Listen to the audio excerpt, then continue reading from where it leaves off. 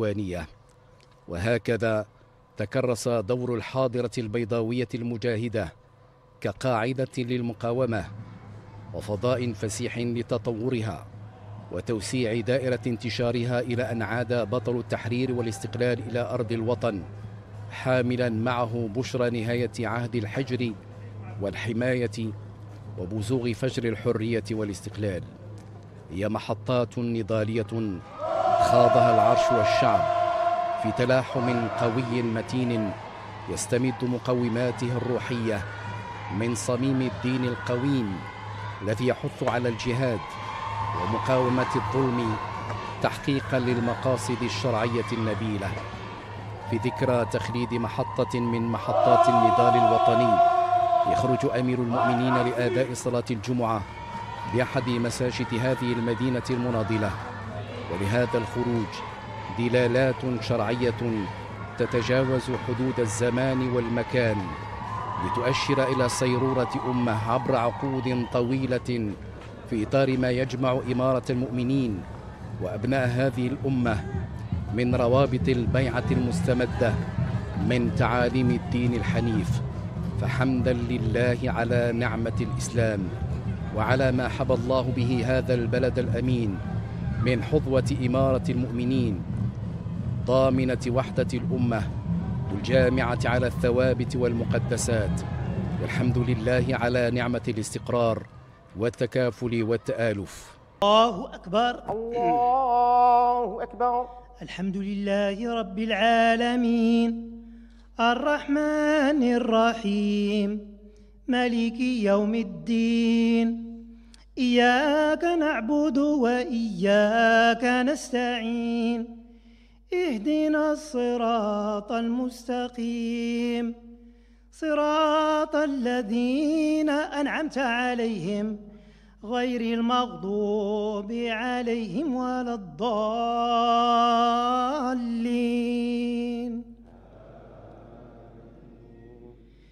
إذا جاء نصر الله والفتح ورأيت الناس يدخلون في دين الله أفواجا فسبح بحمد ربك واستغفره إنه كان توابا. الله أكبر، الله أكبر. سمع الله لمن حمده، ولك الحمد. الله أكبر، الله أكبر. الله أكبر، الله أكبر. الله أكبر، الله أكبر. الله أكبر، الله أكبر. الحمد لله رب العالمين الرحمن الرحيم مالك يوم الدين، إياك نعبد وإياك نستعين، اهدنا الصراط المستقيم، صراط الذين أنعمت عليهم غير المغضوب عليهم ولا الضالين.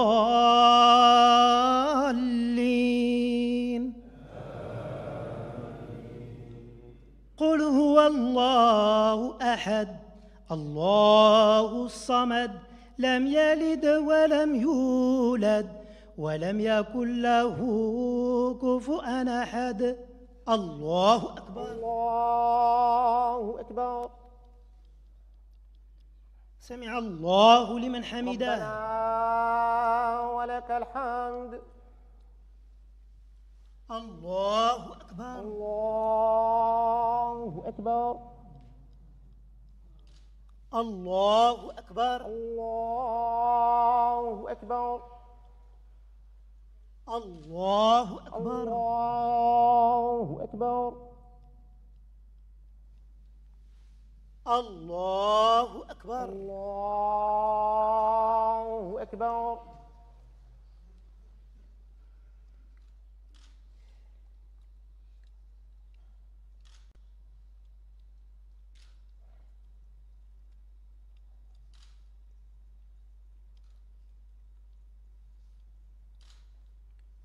السلام عليكم. السلام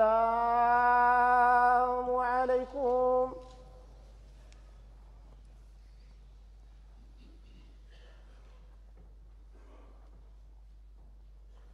سبحان رب العظيم وبحمده. اللهم صل وسلم وبارك على سيدنا محمد النبي الأمي وعلى آله عدد ما في علم الله العلي العظيم الكريم وفضائله، والرضا عن أصحابك يا سيدي يا رسول الله. اللهم آمين يا رب العالمين. اللهم آمين يا رب العالمين. اللهم آمين والحمد لله رب العالمين. فاتحة للوالدين والأشياخ والمحبسين وكافة المسلمين. اللهم اغفر لهم وارحمهم سيدنا ومولانا السلطان. اللهم انصره وبارك في عمره. اللهم وفقه للخير وأعنه عليه. اللهم أصلح به وعلى يديه. اللهم كن له وليا ونصيرا، والحمد لله رب العالمين. إن الله وملائكته يصلون على النبي يا أيها الذين آمنوا صلوا عليه وسلموا تسليما. اللهم صل على سيدنا محمد وعلى آل سيدنا محمد كما صليت على سيدنا إبراهيم وعلى آل سيدنا إبراهيم، وبارك على سيدنا محمد وعلى آل سيدنا محمد كما باركت على سيدنا إبراهيم وعلى آل سيدنا إبراهيم في العالمين إنك حميد مجيد. سبحان ربك رب العزة عما يصفون وسلام على المرسلين والحمد لله رب العالمين. تتبعتم معنا سيدتي وسادتي وقائع صلاة الجمعة مباشرة من المسجد المحمدي في مدينة الدار البيضاء، هذه المدينة المجاهدة المشهود لها بالغيرة الوطنية وبنكران الذات وتضحيات الجسام التي بذلها أبناؤها في رياض العمل الوطني والمقاومة والتحرير.